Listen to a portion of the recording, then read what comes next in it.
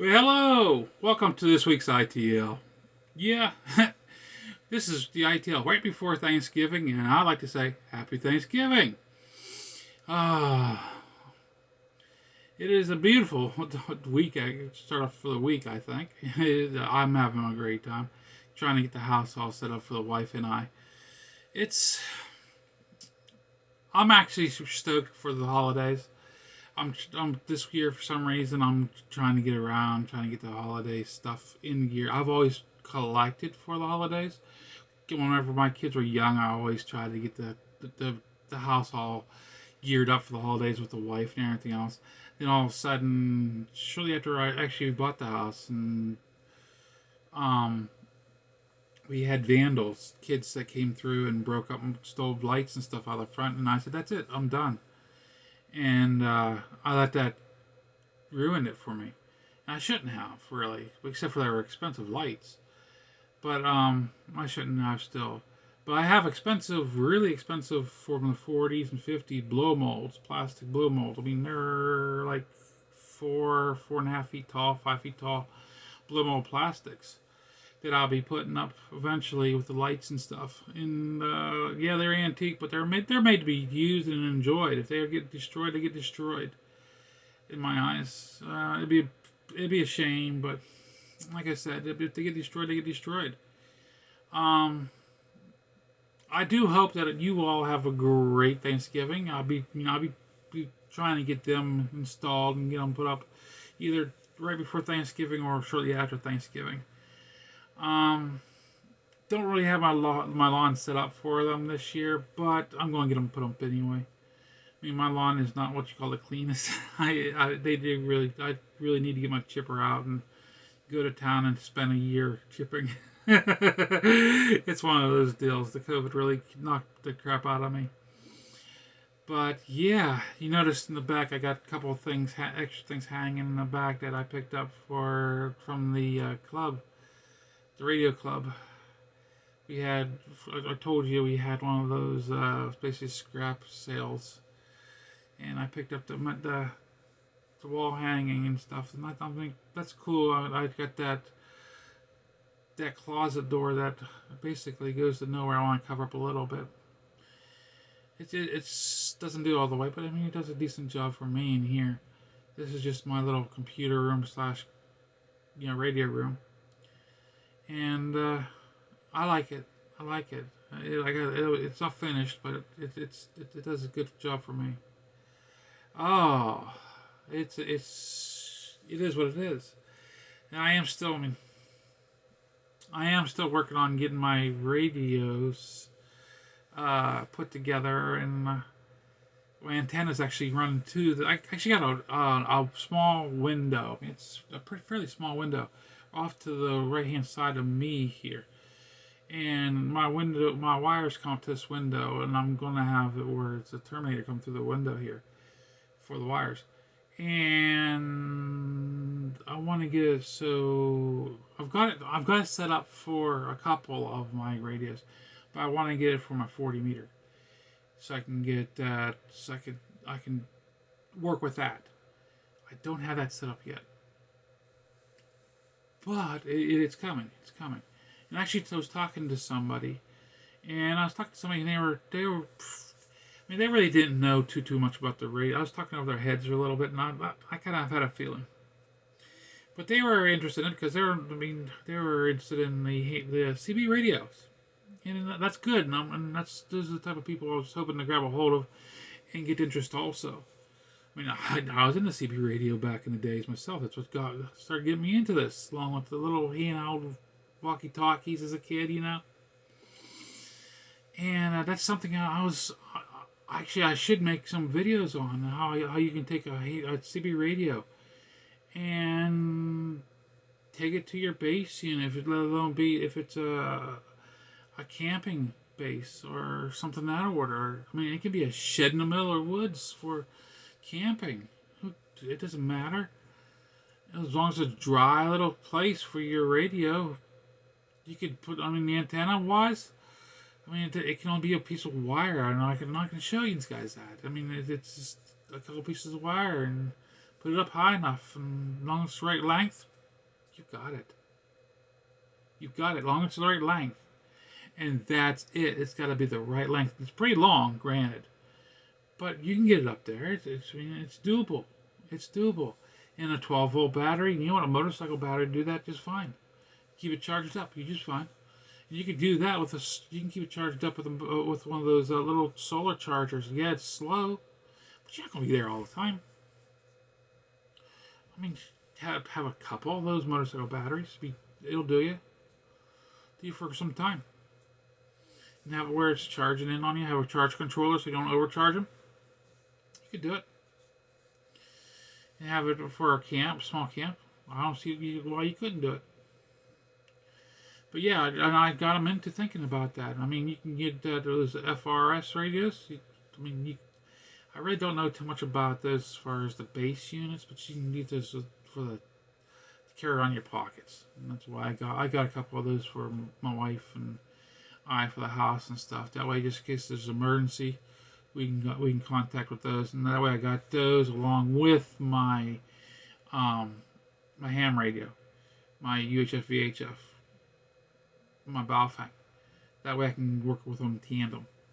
Because my wife, since she's not licensed, she can talk to me with the FRS. And that way I can talk to her, tell her what's going on. That way I'm covered. And those little FRS radios, I picked them up for like $5 or less a piece. Yeah, I mean, they're nothing. And they take little AA batteries or AAA batteries, 2 of them. It lasts forever, seems like. I mean, you could... Not a big deal. Not a big deal at all. But, I mean, I know this is going off on another radio video, and I'm sorry. I mean, it's just something... It's so easy for me to talk about.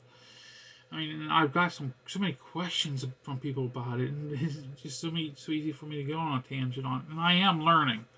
I'm learning other things about it. Like, yes, I am trying to learn my Morse code on it more, which is, I mean, it's enough to give me a migraine. But I'm pushing myself to learn. I am really pushing myself to learn. Yeah, it's pushing myself to learn enough to, I'm really trying to work my way up to get a hold of Suburban Rider so we can talk back and forth. That's one of my goals. So, because, I mean, he's the guy, my go-to to get a hold of. I mean, he's the one who got me into it. I forget the name of it, you call him, but he's my guru, basically. He's my dude. Between him, I mean, he's my dude. I mean, Ron C's helped me out too, yes, but he's my dude. Suburban Rider's my dude. He's cool.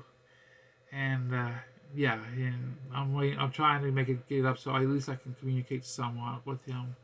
I mean, it's so embarrassing slow right now, messes up. And yeah, I know he says don't worry about Mike, but I do.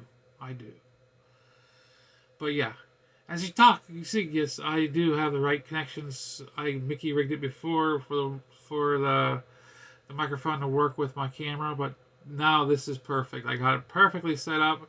My camera set up. This is awesome. I can actually move with the camera, but not with this. So I've got this set up so I can use my other microphones too for my face setup, my face ear mic and everything. So this is my new camera setup. So yeah, I can work with it. So I hope this is clear, not clear for you guys, so I can travel with you all. And actually, this just goes up to 1080p right now.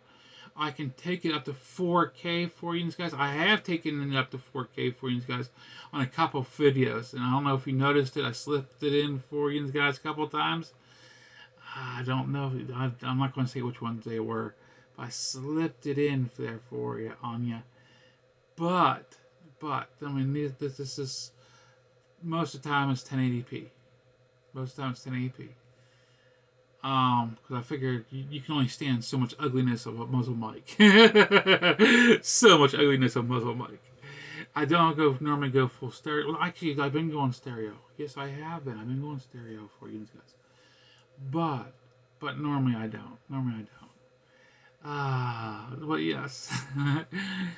I'm going on 10 minutes. 10 minutes here of rambling from muzzle mic. And yes, just to show you guys, I do not go live. I go live out about because normally you need 1K subscribers for that. Let's do that. As long as I can go around, I'm around my house, I can go live. But whenever I go out about, they don't let me go live. Well, if I get like seven more subscribers, I'll get to break to 1K, and technically they want like 10 or 20 more than that. You know how they are. You know how they are. I need a little bit more than that, but only have like 7 more subscribers. I break to 1K, and I love you guys for that. I love you guys for that. If it wasn't for you guys, my channel wouldn't do so well. And I say thank you, and I say thank you very much. Um, like I said, 7 more subscribers. Rock on, rock on. Now will be planning on somehow making my stickers somehow for you guys. I have what they look like, the drawings for them. My wife said she'll be printing them out for me, the first few for me. Thank you, Mrs. M. She'll be doing it for me. Yeah. I also will be. There's something I was wanting to say, but let me think. I just got so excited, it's unreal. There was something I was wanting to say, I can't remember. Evidently, it didn't mean that much, did it? That's what I always say. Can you give me a minute? A minute here, maybe it'll pop in. But anyway, either way, I kind of see it this way. They give me to the 1,000 mark, and I love it. This is going to work for me. That's my personal goal. It's rocking and rolling for me. And I only have 7 of them, and I say thank you. I hope you all have a great Thanksgiving. I know I'll have one either way. I'm planning on calling up my loved ones and saying thank you, the ones I can. Thank you for being in my life, and that I love them. And even the ones that I cannot say anymore. My father. He's been with us for many years now. That he's been he just not been with us for many years. I'll be going down and seeing his grave here in a few days. Yeah. But yeah, this is Muzzle Mike, hoping you all have a great week. Signing out.